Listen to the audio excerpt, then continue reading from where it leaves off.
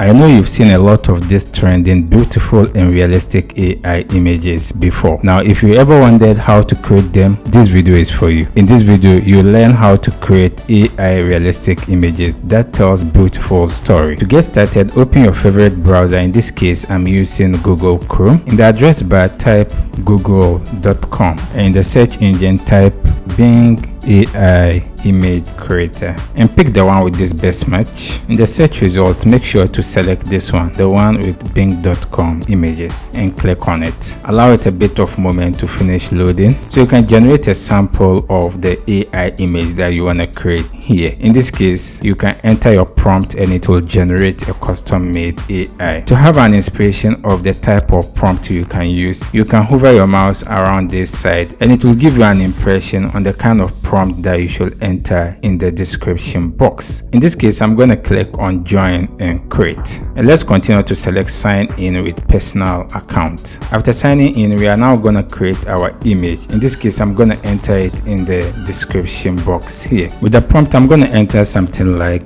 beautiful African lady wearing African attire, cooking firewood in front of a hat.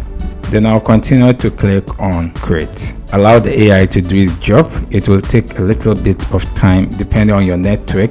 Just sit and relax and it will generate a custom made beautiful African lady with the exact description that you've given it in the prompt. And there we are. We have 3 different results. You can see this one. When you click on it, it will give you a larger view of it. Wow, such an amazing output. If you want to download it, you can just hover your mouse on the download and click on download. You even have an extended feature of customizing everything that you want to do with this image. You can also resize it either on the landscape mode or portrait. Whichever option best suits you, you can make this magic here. Let's say after you are done with this one, you want to create another one. All you have to do is to come back to the description box and type again the prompt that you want it to generate. In this case, I'm going to type something like African child with astonishing eyes running with a bowl of Gary, followed by his mother.